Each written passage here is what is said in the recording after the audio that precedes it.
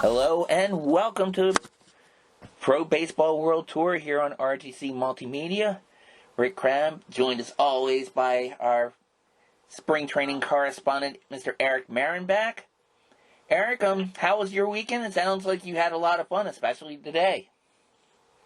Oh yeah, well today culminated the MSBL holiday tournament is what they call it. It's run every year this weekend, Martin Luther King weekend. And there are teams from all over the place that come down. 3 different divisions, 35 and over, 45 and over, and Geritol, which I say in jest because it's technically 54 and over, but it's, it is what it is. Well, it's like what they used to call American League, National League, the senior circuit and the junior circuit, I guess, huh? Well, there's the senior circuit, there's the junior circuit, and then there's the wheelchair circuit, if you want to throw that into the mix. Wow, okay. But it's always cool to see some different guys on different teams. The former Boston College quarterback, and actually he was a pro in the NFL and the CFL, Doug Flutie brings the team down. Very nice. Call themselves the Natick Knights. It features him, his brother, and some selected guys from around the area. I believe the Fluties actually do live in Florida. Oh, nice, okay. They sponsor a team called the Natick Knights. Supposedly, and I've never seen this personally, but supposedly he's been driving around in a Maserati, just trying to find guys. Okay. And that's what he does in Florida. A couple of years ago, he actually invited Johnny Damon to play in a game with him.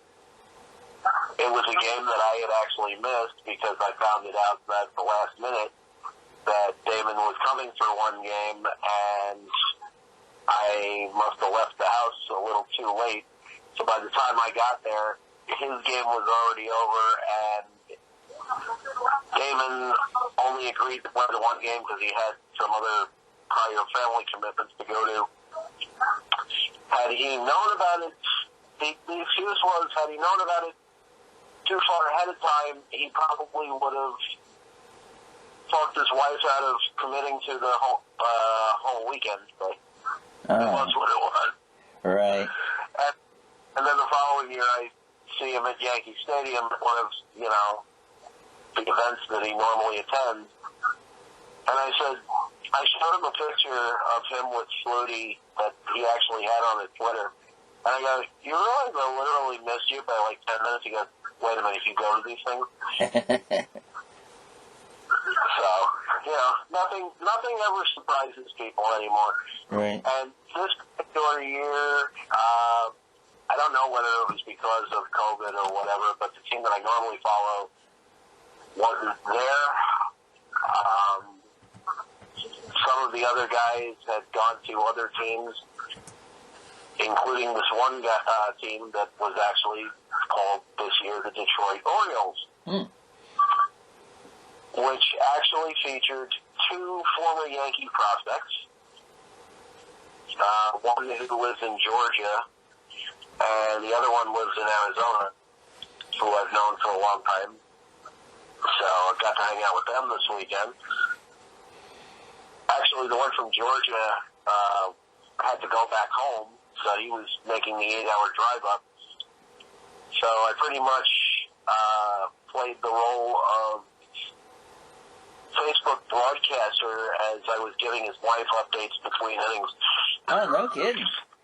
They couldn't have picked a better person to do that to, I must say. So. Oh, yeah. Yeah, Tara's cool people, so I go, I guess I'm your game changer after the day, and of course she started cracking up. I'm giving her updates all through the game, and I was actually tempted to do the thing where, you know, how during the Oscars or something like that, if a guy isn't there to accept an award, some poor schmo comes up and says, on behalf of the Academy, I'd like to accept this award on behalf of, so-and-so. But I decided not to. I held my tongue. Oh, okay. Well, there's always next year, I guess. So. This particular tournament, all they get is a somewhat trophy, a T-shirt, and a hat. Oh, okay. Nothing significant, but, somewhat recognition in the deal. Yeah, recognition, bragging rights, and just love of the game, competitiveness, all that good stuff. So, good for them. Oh, yeah, these guys, they love to get together every year and shoot the shit, and just play the game that they love. And at least, we're still able to do that. Yeah. Well, definitely in this era, whenever you can play whatever sport that you enjoy, or get to watch whatever sport you enjoy, you can count your blessings. Absolutely. Yeah. And this week, I got to watch a lot of sports online. I got to watch some Aussie baseball. I think I got to see some Venezuelan baseball a little bit on Facebook. And, of course, there was plenty of NFL playoff action. Unfortunately, my Baltimore Ravens fell a little short. They had the most reliable kicker in the league, missed 2 out of 3 field goals. And my former MVP quarterback throws a pick six and then bumps his head on the turf in the next drive. And then, of course, right after that, the next day, you have a nice guy like Drew Brees have to go into the sunset with a loss, losing to the hellspawn of Marcia Brady. And then I turn on to hockey and see my favorite team, the Washington Capitals, lose to Sidney Crosby, who I think is somehow related to Brady, Eric. And I think you and I established a connection, since a lot of people refer to Tom Brady as Marcia and Sidney Crosby as Cindy. So Marcia and Cindy, you have 2 Brady sisters right there. So, you have that. But, as to quote Susan Sarandon from Field of Dreams, I'm going to bring myself back to the church of baseball because of those instances right there. And, we'll talk about some baseball. A lot of people turn to religion for guidance and to uplift their spirits. And that's what I'm going to do with you, talk about some baseball, about baseball around the world. And I guess we'll start. You've been actively covering the teams in the Caribbean. Looks like Venezuela, I think it's actually playing live at the moment. I don't know if you're watching that or not, but how's... Yeah. TV flipping between Venezuela and Dominican as we speak. Right. Let's see. Dominican, they're not betweening. They're actually going... let's see. It's bottom of the 5th. The Águilas Cibaeñas lead the Gigantes del Cibao 1-0. And that series is pretty even. At, I believe it's 2 games apiece. Oh, nice. Venezuela had their day off yesterday. But, let's see, actually, both games are in the 6th. Aragua leads Lara 3-1. And my team, Magallanes, leads the Caribes de Anzuategui. I sometimes mispronounce it. Iceberg Goldberg, same thing. 8-3 in the 6th. Oh, okay. And I'd say you... Both in Mexico have the night off to prepare for Taco Tuesday. Oh, there you go. Okay. Everybody should prepare for Taco Tuesday, and everybody should prepare for after Taco Tuesday probably as well. But yeah, so. Taco Tuesday with Coronas and all that kind of fun stuff. Oh yeah, well, might want to hold off on the Coronas. A little bit too much of that going on, but no. And then of course, our friends in the ABL, we've been enjoying their bubbles. I think they're still in their bubble in Adelaide, I think, right now, and been seeing some good games with that as well. So, and from what I'm seeing, the the bubble has begun, and it's, let's see, Brisbane and Perth are close in the third. Mm-hmm. In the first game for today. Okay. So it's the lunchtime in Australia, kind of skip work and watch the game. Of course. Yeah. I don't even know what the unemployment rate is in Australia, but I don't know. From what I've been watching lately with this particular bubble in Adelaide, I mean, it looks like it's a really nice part of Australia. It seems like I'm guessing it looks like it's sponsored by almost like their tourism, because they're showing like these beautiful beaches and golf courses and all kinds of stuff nearby. I mean, it's half a commercial for traveling there as it is for their baseball. So yeah. Well, the Adelaide team, first when they were called the Bite, and then when they moved over to the Giants. I don't know if I told you or if we ever said anything on any other shows. But at one point, and I actually think he still is, part owner, former Yankee infielder Pat Kelly. Oh, no kidding, really? He's, if not the owner of the team, one of the assistant general managers. So he'll come for like old timers day or something, and I'll bust his chops every year with my Bite stuff, and he'll be like, "So go online and buy it." I'm like, "Well, wait a minute. You're supposed to deliver it, even if I buy it." I'll tell you what, Eric. If he does deliver stuff to you, give him my information too, and tell him to stop by the Perth Heat. I'm still waiting for my stuff that supposedly, according to the Australian Post, their mail tracking, it landed in our country sometime 2 Saturdays ago, and I'm still waiting for it. So, for all I know, it could be in, like, the basement of the Capitol building, like, with the Ark of the Covenant, like, from Indiana Jones. But, I mean, who the heck knows? Or it could be in somebody's basement. You never know. Yeah, I'd prefer it to be in my attic, personally, so I could wear the damn shit. But anyway. But, so... Alright, well, it's... I just think it's funny that the Gigantes del Cibao, their mascot, is a horse. Since when is a horse related to giants and all? I don't know. Well, I mean, I've seen worse, I guess. Yeah, I can see your point there. I mean, I guess I don't know, it's weird. Some teams, they don't have a name that lends to a mascot, so they just pick, I guess, something that looks like it could sell like cuddly toys to kids or something. Who knows? But like they just showed the horses. You know, their cameras panned to different angles between pitches. You know, like how stupid can you be? Yeah, I don't know. I mean, you would think Canberra would have something like that. I mean, they have kind of like a prospector, I guess, for their mascot, even though they do have a horse for their logo.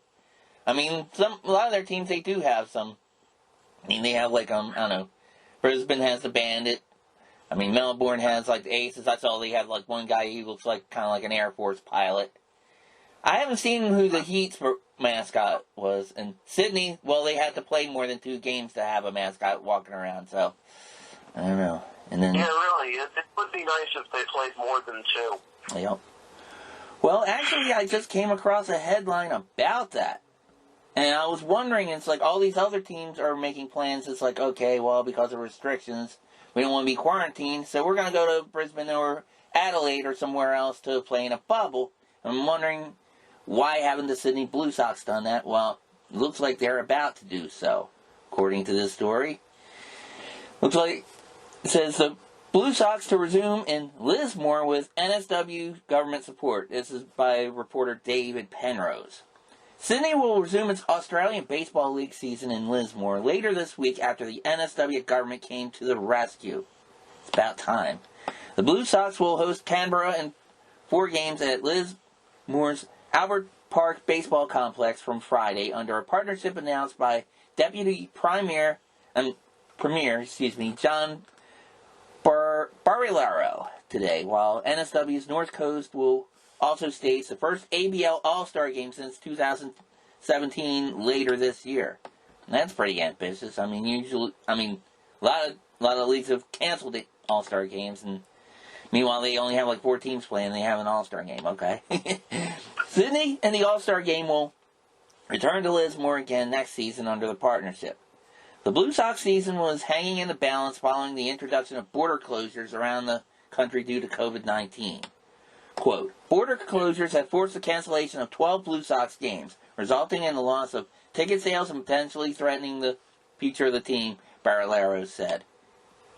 Providing this support will enable the Blue Sox to play the remaining games of the 2020-21 season while also giving fans the opportunity to see Australia's best All-Stars smashing some home runs at Albert Park. The Blue Sox games will be broadcast on Fox Sports, KO, and ABL YouTube, while the All-Star games will showcase regional NSW to a live international audience. The 4-game series between Sydney and the Cavalry will run from Friday to Sunday and be free to attend. Baseball Australia Chief Executive Cam Vale said the NSW government's support was instrumental in allowing the Blue Sox to compete in the remainder of the season. Quote, thanks to the NSW government, we have found not only a solution for the Blue Sox, but an incredibly creative opportunity with an All-Stars weekend, continuing the international exposure of the 2020-21 ABL season in these challenging times, Vale said. Albert Park has been a backbone of our Little League National Championships, and the support we have received from the far North Coast baseball community, Lismore City Council, and NSW government has been nothing short of phenomenal. Game times for this weekend will be confirmed shortly. The ABL will make an announcement on the format of the All-Star Game in coming weeks. An announcement on the remainder of the ABL regular season schedule and playoff format is set to be made later today. So finally, we get the Sydney Blue Sox get to finally play some games, because as we'll go to the standings, they've only played 2 as of this season there. Good gosh, poor ABL. What are they going to do? Yeah, but at least the winning percentage is such where they're like, what, 3rd in the league? Yeah, let's go to the standings. We'll look at that. It is kind of crazy, and I saw there was a little bit of debate over this, because of that. But again, because of the few games that are being played, it may or may not be the fairest way to decide it. Let's go. We'll start off. We have the Melbourne Aces at 11-5, the Adelaide Giants at 7-4, the Perth Heat at 6-6, Sydney at 1-1. Brisbane at 4-8, and Canberra at 4-9. It's kind of interesting to see. It's true of the ABL as it is with any other baseball, where games are pretty streaky. It seemed like earlier in the week in the Brisbane bubble, it looked like Perth was actually doing well as far as like hitting and getting some timely pitching, and then they started sliding a little bit in the the Adelaide bubble. So but I don't know. It's going to be hard to see. Melbourne, I know earlier in the season they tried to upgrade their pitching a little bit, and that seems to have helped. And Adelaide, I think they benefited from having their home bubble too. So I don't know. Still looks like it'll be some interesting baseball. Hopefully, the other teams will get more games in, and not have any more closures or anything like that. One thing I haven't really heard of about this, Eric, and they've been very fortunate with, is I haven't heard of any closures due. Well, I think there might have been one in the first week. I think was it was either with Perth or with might have been Perth or Melbourne. One of them. I haven't heard of any rainouts or rain delays or anything like that per se. I don't know if you heard differently or not. There hasn't been much of that at all. Yeah. Your only problems at this point with anybody in the ABL is the usual injuries and or finding replacements for these guys with incorporating that with the travel restrictions. Right. So it gets a little dicey when somebody gets hurt and you're trying to find somebody at that position to replace the guy. But unfortunately, for one reason or another, he can't travel without quarantining, and that whole things up, so you wind up having these club ball players come in, these 18 and 19-year-olds that are obviously shell-shocked, playing in front of quote-unquote ABL professionals. Right. I'm kind of concerned, but I'm kind of curious, I should say, and maybe it's a fiscal issue because I'm just watching this ABL. It seems like it seems like they're a newer league compared to a lot of the Asian leagues we watch, and of course the Major League Baseball, and I know this is the second go-around for the ABL. I'm kind of surprised they don't adopt a model like what KBO does, where they kind of like house their foreign players or that sort of thing. But then again, I guess, I don't know, maybe the ABL has a higher percentage of foreign players than the Korean and Japanese leagues, and maybe it wouldn't be cost-effective to do that. But, I don't know, I'm kind of surprised that they don't do that, because it seems like part of the problem is a lot of these players, whether they play for Sydney or not, live in the Sydney area, and they've been the ones that have been kind of quarantined away from the other parts of Australia. So I don't know. Have you heard of anybody proposing anything like that, or anything like that, or I don't know? No, not at all. And it's, again, the whole continent of Australia is so dicey with their restrictions, rules, whatever, that they're lucky they even got somewhat of a season in. I mean, they committed to something, and then all of a sudden they're like, oh crap, what did we do?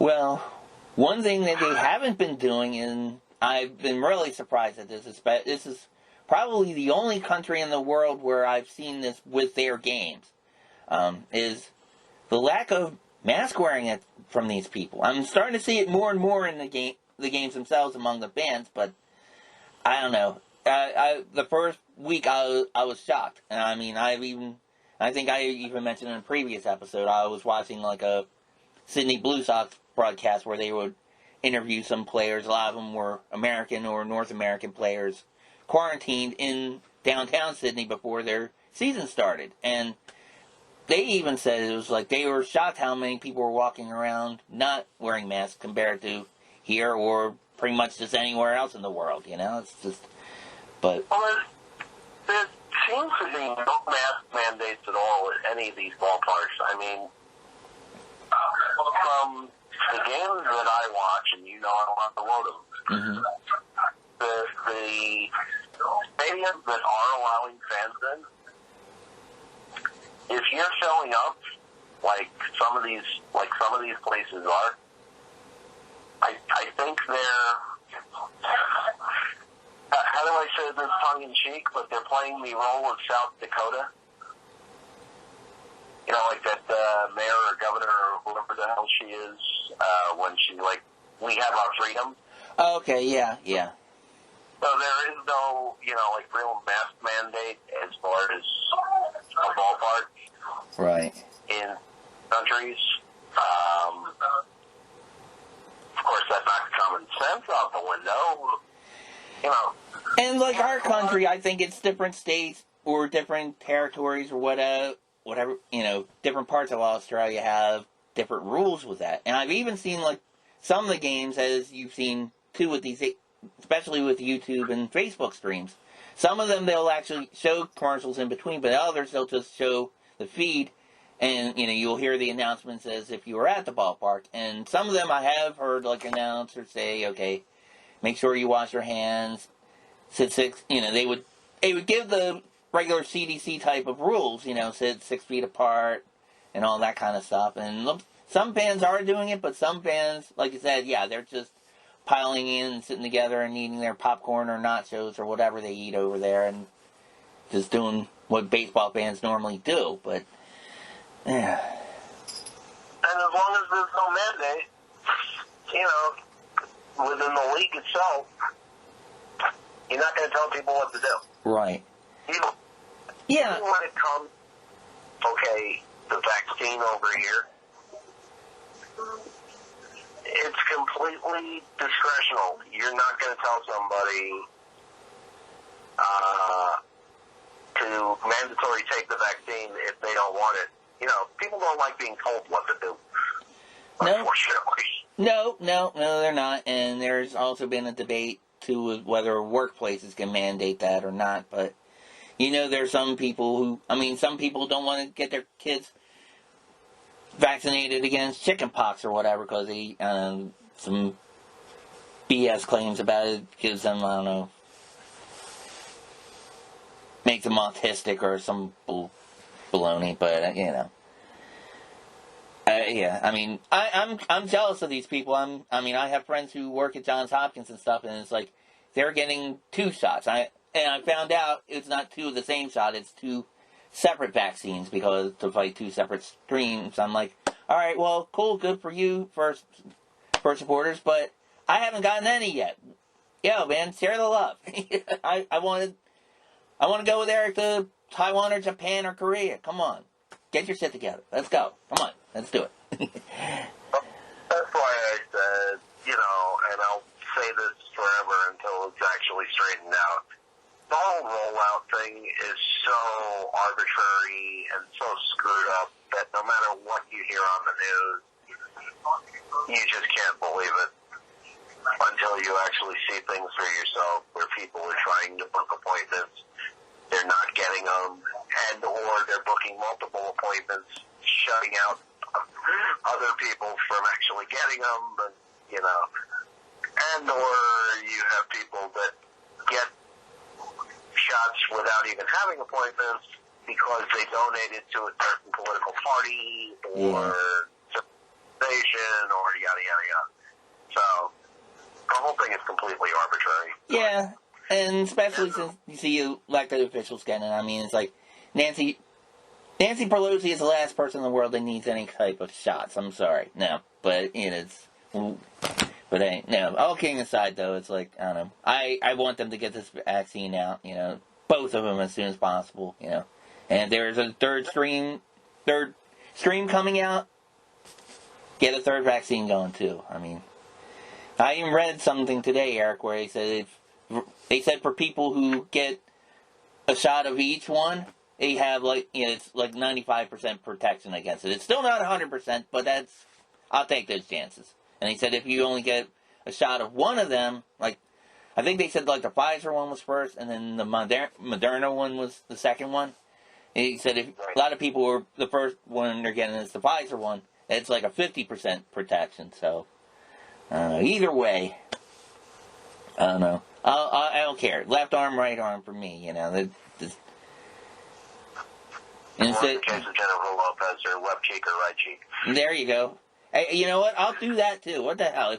If it can let me go to see some KPO or NPB or some CPBL games with you or some, I'm down. So. Well, I'll put it to you this way. From what I heard, and this is still purely secondhand, I don't know if it's true. Whatever. Mm-hmm. The only countries right now that are accepting American passports for anything other than business are Mexico and Costa Rica. Yeah. Well, if nothing else. We're in our own little bubble. Yeah. Well, okay, hopefully that'll change, but you know what? I wouldn't mind going to either of those places right now. They're probably both... both of them have some nice beaches, and especially our friends in Mexico have some baseball going on. We get to see, psychotic gorilla mascots too. So there you go. Okay, I'll put it this way: when it gets colder in that area, guys like Chongo are the warmest guys in the stadium because of that gorilla costume we've got left. Oh, I bet.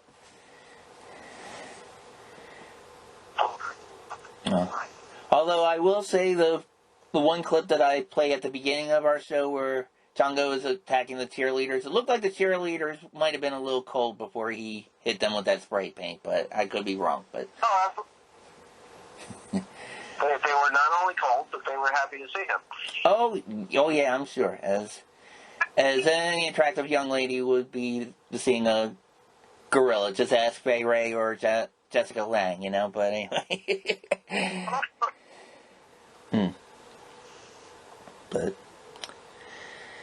oh, anyway,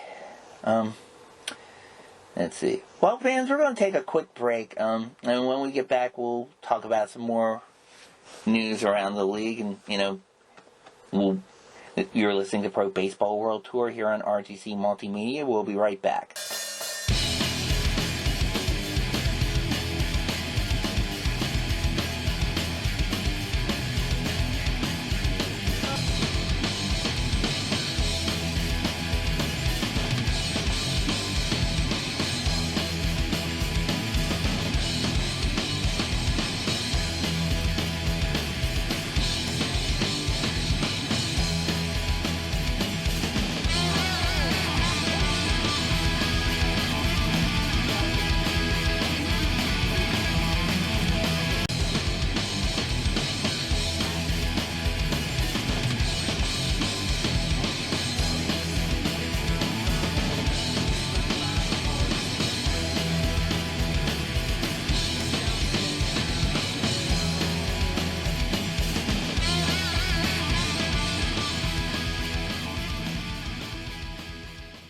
Alright folks, welcome back to Pro Baseball World Tour here on RTC Multimedia. Rick Crabb here with Eric Marenbach, and we're going to take our World Tour maybe a little closer to home on some information in North America. Eric, you said you had some information about some recent signings from the Yankees, if I'm not mistaken. Oh, yes. The Yankees finally made a move to sign probably one of their most important position players in the case of DJ LeMahieu, which gives a lot of Yankee fans a sigh of relief. They signed him to a 6-year, $90 million contract, which would sound pretty cheap by standards. And actually, it's a little too many years, but that's what he wanted. He wanted the years security. Originally, teams were only going to look for maybe 4 years. I think Toronto had offered 4. Mets had actually offered 3 or 4 year deal, but he kept insisting, at least according to the media, that he wanted 5.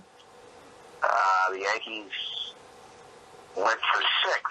And whether that's 5 guaranteed and an option for the 6th year, that I don't know. All I know is the total amount of the deal is $90 million. Okay. Yeah. For somebody that he's a 2-time batting champion, first time in both leagues that's ever happened. I mean, okay, given the condensed season, it's still a season. Right. But he led the league in Colorado. Now leads the league as far as the Yankees go. 1 American League batting title, 1 National League. Very nice. And he can play multiple positions, too. I know they're going to primarily keep him at second base, shifting Gleyber Torres full-time to short. And probably keeping Luke Voigt and Mike Ford as a platoon at first base. They just signed Voigt to another 1-year deal. Don't know whether it was cheapy or not, but at least they got him inked in for the 1 more year. And we see how he does. He's another one of those streaky type hitters, though. He'll go on a home run rampage for a while, and then all of a sudden, do the old Adam Dunn where it's home run or strikeout. Oh, wow. Well, that's interesting. It's good. Yankee fans, we don't like small ball for some stupid reason. Of course, that's more or less the primary mantra around baseball nowadays. Small ball's kind of gone out the window. Right. But especially in New York, for some idiotic reason in the Bronx, bunt? What's that? What's a sack bunt? What's moving runners over? We don't know how to do that. And I guess this year in particular, I mean, we were talking about the Mets making a bunch of splashes last week, and it's kind of like, I don't know, if the Yankees kind of like almost feel pressure to, it's like they don't want to get shown up by the Mets, you know, but usually that's not the case. Usually it's the Yankees making the splashes and the Mets kind of playing small ball. Like I mentioned last week, you know, I heard like a local sports talk host on the radio who was originally from Brooklyn, Queens area, and was a longtime Mets fan. He used to say that the Mets operate like a small market team, even though they are far from that. But right, they'll always be the how do we call it, the evil stepchild. Yeah, the redheaded stepchild to the Yankees, or in their case, the blue and orange stepchild, I guess. But right, yeah. Exactly. So immediately after the Yankees inked LeMahieu to the 6-year deal, the Mets countered, drumroll please, with a $1 million deal for Jose Capacito Martinez, the power hitting infield, outfield, DH kind of thing. Oh gosh. Not a good comparison between LeMahieu and Martinez, but at least, you know, it was a one-for-one type signing. Then the Yankees improved their pitching slightly by adding a one-year filler deal to Corey Kluber. Oh, no kidding. It was 1 year, $11 million. Obviously, I don't know whether they wanted to go multiple years on him, or it was just that Kluber wanted to play for possibly a winner, you know, going out the door. Who knows? That also, I don't know, kind of puts a damper on things with trying to re-sign Tanaka. I'm kind of hoping that they do, still, for selfish reasons, because I have a piece that I want him to autograph sometime during this year, which it would be nice. Yeah, there you go. But, you know, to sign Kluber for 1 year, a guy that's on the downside of his career, in many people's opinion, it can't hurt. Will it help? Who knows? Where they actually slot him, who knows? You know, because everybody's counting on, obviously, Garrett Cole, obviously now Corey Kluber as your two. Luis Severino, unfortunately, isn't coming back from Tommy John surgery, probably till the middle of the year. You've got Jordan Montgomery as your four, and your fifth spot is up for grabs between Domingo Germán, who I'm still not impressed with, even though he was in that combined no-hitter at the beginning of the Dominican Winter League season, but then went slowly downhill as it is. And I still think he's got a lot of mental growing up to do after what happened last year, so I don't think he's got a guaranteed spot. I think he's got to earn it. Right. Even though there's a lot of Mickey bloggers that are like, yeah, he's going to be awesome, he's going to do this, that, and the other thing. No, he's not. He's a year away from the game. He hadn't pitched other than Winter League, and, you know, he's not Michael Vick. You know, you don't give him a second chance. He's got to earn it. Right. Yeah. Well, I mean, that's be interesting to see with him and with any of the teams in the Major League. Number one, if they get a chance to prove it, if they get to start spring training in the regular season on schedule, which they are aiming to do, but you never know what's been going on in the COVID era. So, I mean, even though it's no longer 2020, thank God, we're still, I don't know, it's like a friend of mine found on Facebook, you know, a funny quote where, I don't know how many, like, superhero movies you watch, if you know who Zack Snyder is. They were calling, basically, 2020 the Zack Snyder cut, referring to a Justice League movie that had, like, a cut with extra scenes in it or whatever, but, so basically it's continuing on, so, I don't know, we hope to have a longer baseball season, if not a complete baseball season, MLB baseball season, I should say, as well with the other leagues. So going through, I'm going to take our world tour over to Korea for a little bit, and I just happened to see in the MyKBO group an organization called Duksim Baseball actually had a story. This is actually pretty sad. This is about Lotte Giants outfielder Min Byung-hun, who's receiving brain aneurysm surgery. He said after finding a brain aneurysm in 2019, we have been observing the progress of a regular checkup at Seoul National University Hospital. I'm paraphrasing this because this is kind of like a Google Translate, which isn't exactly the best translation, I guess, but, it's enough to do the job. They said recently they decided to get a brain aneurysm surgery on the 22nd at Seoul National University Hospital. And they explain what a brain aneurysm is. It's a disease that has a fine crack in the wall of the brain vessels and abnormally swelled blood vessels. Mainly occurs to people in their 40s and 60s. There are reports that smoking, high blood pressure, or drug use of brain aneurysm, but there's no distinct known cause of the aneurysm itself. And they wish Min Byung-hun a speedy recovery, obviously, and of course we definitely want to pass that on to him as well. That sounds like that's pretty scary, Eric. I mean, you don't want to see that happen to anybody. Yeah, when I actually saw that, I was like, whoa. Yeah. And it kind of brings me back a little. I mean, it wasn't in the brain area, but years ago, David Cohn had an aneurysm, I believe it was in his shoulder. It was something that it was an arm issue, put it that way. Right. He was out of the Yankees for 4 or 5 months. He actually made his return from aneurysm surgery in August against the Oakland A's and pitched a very, very good game. Yeah, you like to see that, somebody recovering from, especially something serious like that. Yeah. Seriously, it's not.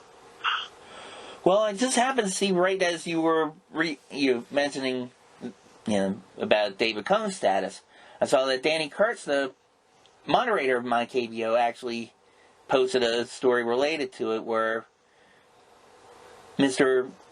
Min actually addressed the fans. He shrugged off criticism and he apologized for missing game time.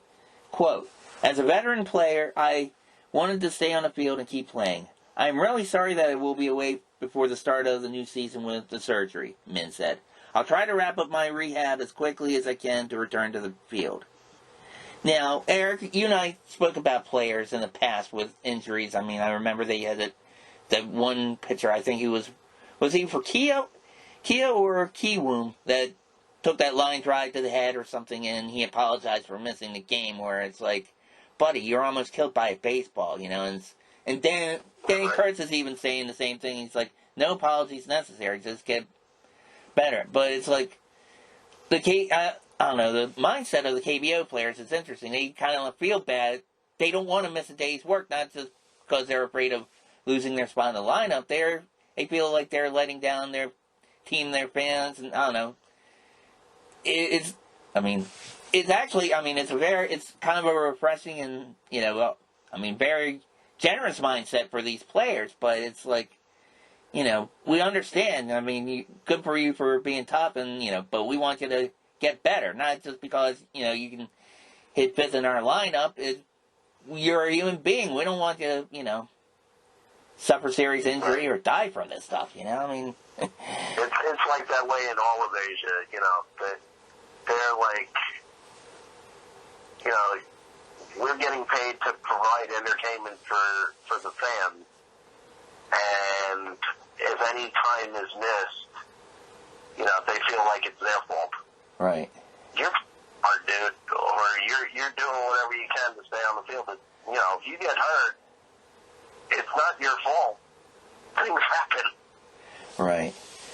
And, you hear about athletes in our country and in other sports that are kind of like, yeah, well, it's late in the season. I want to stay healthy for the playoffs. So you have a LeBron James who's coming to late in the season, not wanting to play against the Washington Wizards in D.C. because he wants to ice his knee up for the playoff series a week after. I mean, it's definitely worlds apart, literally. I mean, geography-wise, distance-wise, and just mindset-wise. So that's why I watch more KBO than NBA, Eric. I think, I don't know, what do you think? I do the same thing. When you get these teams that are like, especially in the NFL, let's say, if you're running away with your division and you guaranteed the top spot in the playoffs where you're getting a bye, mm-hmm. and these teams, to like basically rest their starting lineup, and you're playing fourth stringers. Come on, dude. You get paid for the full season, not for 15 out of 16 games. Yeah, I mean, that I can kind of understand on either side. I could see where they would want to sideline somebody, because they want them to go deep into the postseason and keep them. But the other hand, yeah, it's like, I mean, football is different because they have a lot less games than, say, like basketball or baseball or hockey or whatever. But I mean, there's the other side too, where it's like, if you're a fan of a certain player and he doesn't play for your hometown, and he only gets to play against your hometown once, and if you or like your kid is a fan of that player, and you buy these tickets or whatever, and he doesn't show up. And next thing you know, you're going to see that guy, and he decides not to play, and it's pissing the kid off. Yeah. I think that's one of my contentions with the NBA, because they market more about players than they do teams. And it's like, I remember seeing ads for the Washington Wizards back when they were the Washington Bullets. I'm too young to really remember too much about them when they were the Baltimore Bullets. But anyway, I would see ads where they would have like these mini season ticket packages where they would be like, save up, you get to see games with Shaq, with LeBron, with Kobe, and they would market these players of the other teams instead of marketing their own team. And at first I thought it was just like, well, you know what, Wizards, you suck. You can't market your own damn team. You have to market their opponents to get people to come in, Where, I don't know, other sports you see that less, okay? I mean, granted, okay, there are teams in baseball, I mean, sometimes that you want to see, like, especially like an interleague, like if you never get to see the Cubs or the Atlanta Braves or Cardinals or somebody like that. I can understand that to an extent, but for the most part, it's like, you want people to see your team. You want people to buy shirts of your players. I mean, granted, Baltimore has the annual invasion of Yankees and Red Sox fans, and they wound up selling a lot of their merch over there, which, you gotta do what you gotta do. But, same token, I don't know, make your team better. I mean, clean up your own house, Don't be gushing about the people who are, spending the night at your house. Make your house presentable for you and the people who live there. So, I don't know, That's all about ownership for the most part. I mean, okay, not to really dig at your Orioles a little bit. Yeah. No, dig away. I'll go to Home Depot, give you the shovel. Go ahead. They have not had a decent team in years, and it stems from ownership. So you're basically marketing your entire season around, come see the Yankees, come see the Red Sox, come see your Trouts, come see this, because basically, if you're breaking, that was a nice homer, if you're breaking even with some of these teams, like Baltimore, like Pittsburgh and stuff, you're making money. Right. And that's, in the end, what everybody's concerned about, is making the cash. Yeah, and And a lot of these teams, I mean, they're making money. They really don't need the fans because they're counting on their lucrative TV deals too. So I mean, I don't know, it's kind of depressing. Well, I don't even know if we just hit that homer for the Aguilas, but it was a nice opposite field shot to break the tie and make it 3-2 Aguilas in the 7th inning. Oh, nice. Okay. It wasn't Melky Cabrera, that's for sure, but it was a fat right-handed hitter. Right, okay. That's all sorry to offend anybody who's overweight or anything, but it was a nice fat right-handed hitter that just nailed one over the wall going up 3-2 in the 7th. Yeah, well, big hitters need love too, Eric. What can I say? Absolutely. Yeah. All right. Well, let's see if there's any other news. Do you have any other items going on that you can think of at the moment? I'm going to scour for something real quick, if not. But yeah, I'm scouring the globe as we speak. Yeah. Let's look at Cuba for a second. There were a couple of games today. Pinar del Rio beat Industriales 7-6. Santiago de Cuba defeated Isla Juventud 15-12. Mm-hmm. And the day before that, the Industriales lost to Matanzas 9-8. So, and that schedule is weird because not all 16 teams play every day. It seems like. Mm-hmm. I mean, even with some of the games either coming up or the standings, there's definitely an amount of games being played. Okay. I mean, you've got anywhere from 73 games to a low of 66 with Isla Juventud. Of course, they're near the bottom of the standings anyway. But pretty much everybody else in that league is playing anywhere from 72 to 75 games. Okay. And that's slightly more than what we played last year. How long was our regular season? What was it like? It was like 60-some games, wasn't it? MLB was 60, yeah. Yeah, okay, that's what I thought. Yeah. Well, I just can't... Oh, go ahead. Now, son, what were you doing? I just happened to come across another story, again from the KBO. This one coming from the Yonhap News Agency.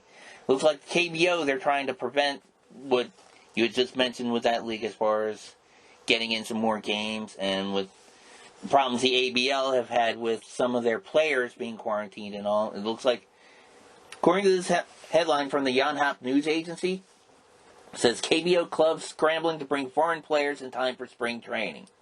Dateline Seoul. The Hanwha Eagles, the perennial doormats in South Korean baseball, have finally finished in first place in something. Yeah, I keep telling you, it's your damn uniforms. They're awesome. No, I'm just kidding. On Monday, the Eagles became the first Korea baseball organization club to welcome all 3 foreign players to the country for spring training. And scroll down past pictures. It says, Hanwha's new right-hander, Nick Kingham, landed in South Korea early Monday to join teammates Ryan Carpenter and Ryan Healy, who arrived Sunday. KBO teams will open spring training on February 1st. During the coronavirus pandemic, all international arrivals into South Korea must serve 14-day quarantine, and the Eagles should have all 3 foreign players ready at the onset of their camp. Clubs have said some players have experienced delays in getting their work permits processed due to the effects of the pandemic. Aside from the Eagles, only the NC Dinos and SK Wyverns have foreign players currently in the country, while the Kia Tigers are scheduled to have 2 out of their 3 foreign players later Monday. For the Dinos, right-hander Drew Rosinski and outfielder Aaron Altherr arrived there Saturday, but their new pitcher, Wes Parsons, doesn't have his work visa yet. Jamie Romack and Artie Lewicki of the Wyverns also landed in Korea on Saturday, but a third member of the group, right-hander Wilmer Font, is waiting to receive his work permit. The Tigers will have outfielder Preston Tucker and pitcher Daniel Mangden here by Monday, while another pitcher, Aaron Brooks, is scheduled to arrive Friday. The Eagles, coming off a last-place finish in 2020, have rebuilt their coaching staff and put Venezuelan manager Carlos Subairo in charge. Subairo, bench coach Darrell Kennedy, and pitching coach Jose Rosado all arrived last Monday. Jay Washington, the team's new hitting coach, is expected to travel later this month. While Washington serves as quarantine, Subairo and Kennedy will handle hitting instruction, an Eagles official said. The KT Wiz said their new outfielder, Zolo Almonte, will land in Korea on Wednesday, while travel schedules for their two remaining foreign players, pitchers William Cuevas and Despaigne, are still up in the air. Most other clubs haven't so much set a date yet. The Doosan Bears expect their trio, Ariel Miranda, Walker Lockett, and Jose Miguel Fernandez, in early February. The Kiwoom Heroes are still in need of a foreign hitter after re-signing Eric Josic and newly acquiring Josh A. Smith.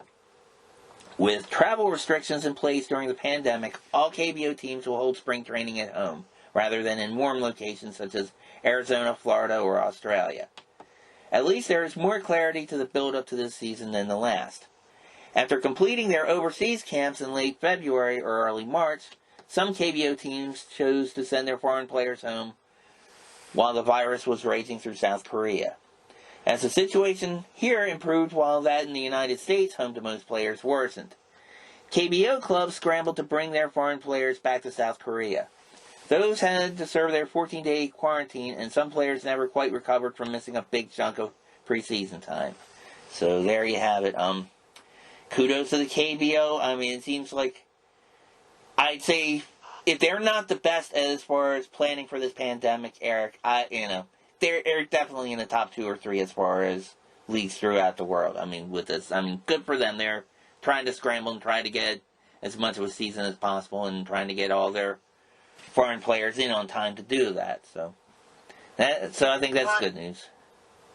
You mentioned the KBO as far as, trying to get their players, the foreigners in to do the quarantine bit. The CPBL actually does one better. Okay. Their players are not only going through a 14-day quarantine, they also go through, and I've never heard of this before, an additional 7-day self-health management program before they can actually report to their team. So what exactly is that? Is that like a team physical after the quarantine, or what is that? I'm trying to read up on this myself because as of 3 days ago, there is a photo of Mike Laurie of Fubon actually throwing against the hotel mattress during the quarantine, during his quarantine, and it's basically saying all CPBL foreign players would have to undergo a mandatory 14-day quarantine plus an additional 7-day self-health management. Oh, jeez, it was. So is this just before the season, or are they going to do that during the season as well, like if they get any late acquisitions or something? In other words, Mike is in Taiwan now. He's been in Taiwan for at least a week now. So maybe had a week to go on the quarantine itself, and then I don't know what the self-help thing entails, but it's kind of a cool thing. Yeah. Self-help, yeah. I don't know, it sounds like something we could talk to Dr. Ho about. I don't know, but... No, well, I mean, like I said, they have one up on CBO, but, well, definitely kudos to them as well. I mean, Eric, it sounds like, the Asians, as usual, they seem to have our shit have their shit together before we do. So good for them, you know. Well, the Asian season always begins before seasons in America anyway. Mm-hmm. So if you throw in, you know, the COVID thing where you have to quarantine before you go anywhere, I guess they're taking the right precautions. Right. And probably... yeah. Sorry, go ahead. Like we said at the beginning, really the only countries that you're allowed in for travel and tourism other than business are Mexico and Costa Rica. So, you know, when these guys are coming in on their work permits and they're going to Asia, you got to conform. Right. And we talked about this on other episodes, Eric, as far as like how these spring training cities are missing out, not having the KBO or even the regular major league teams come to their facilities, and it probably welcomed the KBO from what you're saying. I mean, now when you visited the Kia Tigers, I mean, it was like, for example, or like the teams in Arizona. Do they actually come like a little early before the, I don't know, I guess like the major league teams before they report to practice, so they get to use their field before, like, say, I don't know, like if the Kia Tigers come in or whatever, and like the Washington Nationals use that facility, is like, do they get their training in and get out before the major league team would move in there, or how does that work? Okay. From what I understood, the KBO teams that would come in, their training camps would begin February 1st. How early they would actually come in before the training camp began to either set up shop or set up their hotel lodging things or food preparation or stuff like that, it's only a couple of days before. Because you got to understand, like what I go through whenever I go overseas with the jet lag, when they come over here, they're actually gaining a day back. Hmm. Yeah, that's true. It's our time difference, so they're completely screwed up. Yeah, that's a good point. I hadn't even thought about that, but yeah, that's So half of the time is, you know, just getting used to the time difference. Right, and that makes sense. You know, it's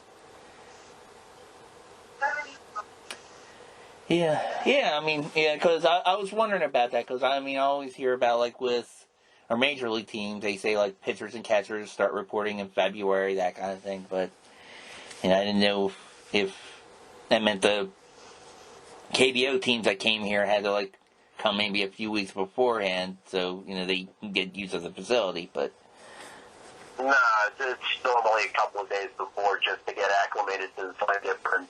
Mm-hmm. They'll have a meeting or two. They will basically have their equipment dropped off at, you know, either Dodgertown or Terry Park or whatever. Mm-hmm. I know in Dodgertown, at least, it's a little easier than how Kia did it, because everything is on the ground, so to speak. You know, Dodgertown, they have a hotel, you know, where everybody's taking little minivans from their hotel room to the batting cages and field itself, whereas a team like Kia would board a team bus, hotel, whatever, and take a 5-10 minute bus ride. Oh, okay. So, definitely different. Nice. And, I mean, that place, I mean, for years it's been called Dodgertown. Obviously, the Dodgers aren't there. Do they have a major league tenant there now, or is it just basically, now it's like KBO and, I don't know, minor league teams or whatever there now? I mean, that facility is pretty much run for any sort of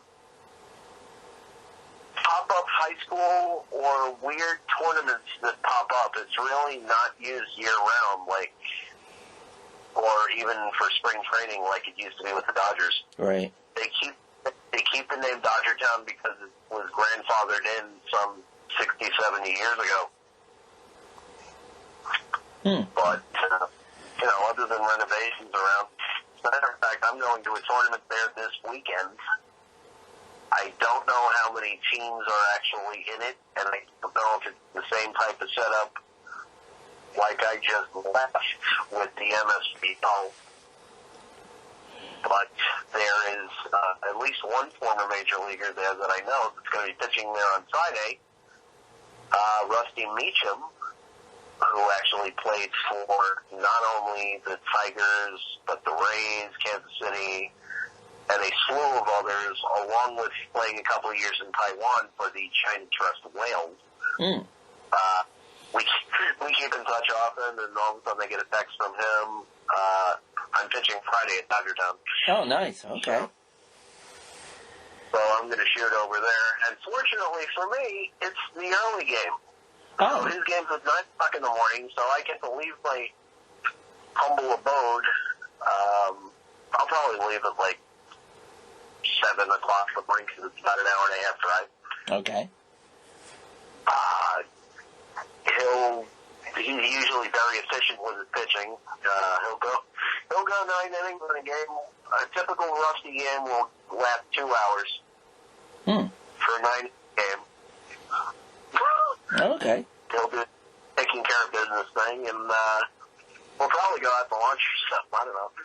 I don't know who else is on his team and or other teams in the tournament. All I can tell you is he says the team that he's playing on is a 35 and over, and he's 53. Oh, okay. Keeps in good shape. Yeah. He gets lessons during the week at facilities up in the Stewart area. Good dude. Oh, good for him. I mean, he's only a year older than me, so it's kind of it sounds like he's in shape to play some ball. I'm in the shape maybe of a ball, but, good for him. Well, have fun with that, and definitely look forward to talking to you about that in next week's episode for sure. So. Yeah, it's going to be kind of a cool weekend because, and something else that I found out about, you're going to love this one. Okay. My friend from Curacao, who I think I told you in past episodes, has been forced to transfer to a junior college because of the logjam at FIU between COVID from last year and his years of eligibility gets kind of stuck, and or the incoming class comes in, so he was kind of frozen out. Mm-hmm. So he transfers to this junior college, which is actually called Eastern Florida State College, which was formerly under a different name. Anyway, his coach turns out to be a former Yankee minor leaguer from back in 2001 who actually pitched a no-hitter for the Staten Island Yankees back in '01. No kidding. So that's a pretty cool thing. I don't even think he nor his father even knew about it because I actually had to point it out to him. One of the kids on his team, even though I don't think it's any relation, simply from a math standpoint, there's a kid on the team named Drew Stubbs. And if anybody knows the name at all, Drew Stubbs is a major leaguer who has been with several major league clubs. Last I knew about, I think, the Reds. But it does, the kid does kind of look like the major leaguer. Here's the problem. If it actually is his son, Drew Sr. would have had to have had the kid when he was 17. Okay. I don't think that's possible, but you never know. I haven't actually compared pictures between this kid and the other one, but according to my friend, he's a transfer from another junior college, so I don't know. Yeah. Huh. I may try to embarrass the kid. I may just hold my tongue. I don't know. Yeah. Well, if he's listening, he might have already embarrassed him, but hopefully not. But what's even funnier, and I had no idea of this from a hole in the wall, as I'm looking up their schedule, their home field is actually named after Bruce Bochy. Oh, no kidding. Who apparently, back in 2011, made a sizable donation, and they gave him naming rights. Okay. So it would be kind of funny if, when I go to games there this weekend, after going to Rusty's games, if Boch actually shows up. And of course, as you well know from past shows that I have mentioned Bochy's name under, Bochy and I have our head sizes in common as gigantic size 8s. Oh, okay. So those are one of the few fitted hats that I actually have. Awesome. Okay. Well, Bochy's noggin. It's a good thing. All right, there you go. So you have hats to fit your head, and you have bobbleheads for every other player. So that's cool. So hey, more merch the merrier. That's always fun. So it sounds like you.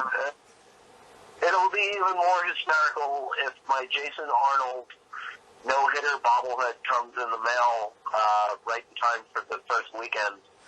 It was actually given out in Staten Island during a night where they not only had the bobblehead giveaway, but the guy who was the inventor, or I don't even know what the word is, Game of Thrones. Okay. George, whatever the heck his name is. Mm-hmm. They had him there signing copies of, I think, a Game of Thrones book. Oh, no kidding. That he had written back in 2015 or something like that.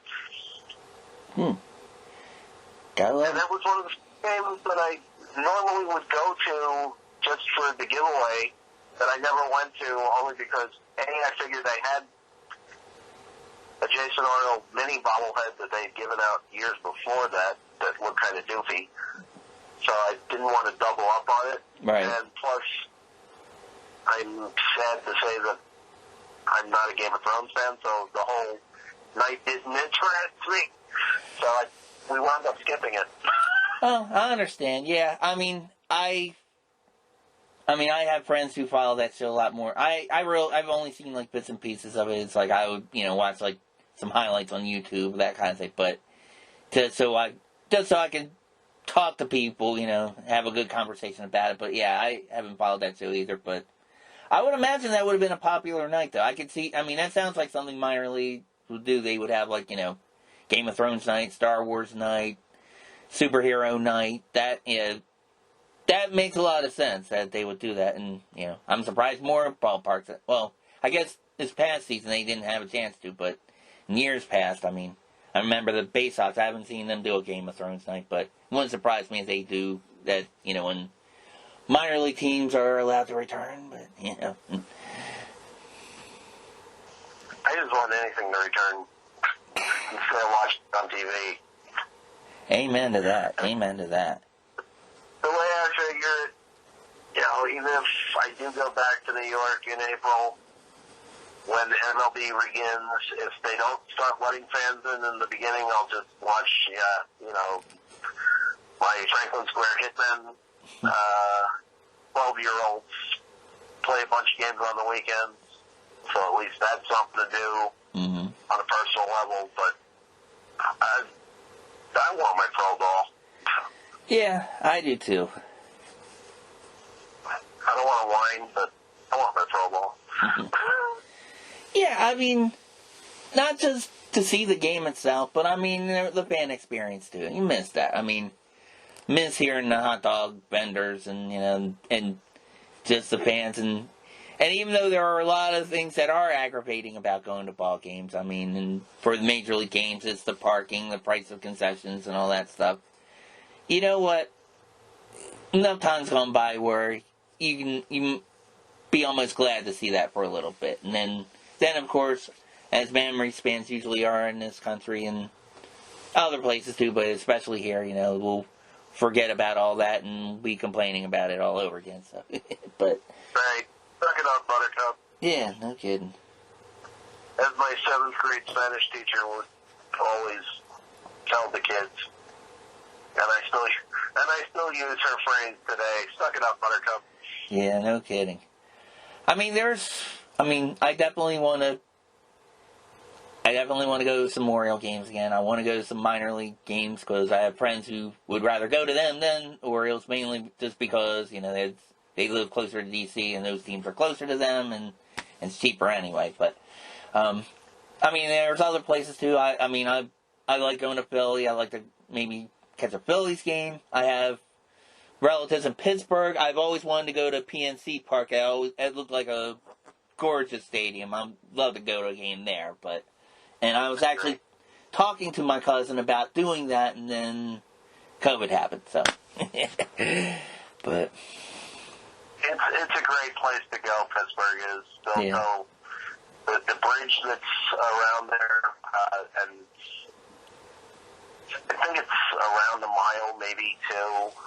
They closed that off the traffic, so you've got a clear way to walk across this bridge to get to the stadium. Where, of course, you have all the t-shirt bootleggers. Oh yeah, selling their wares, and it's just a great place to be.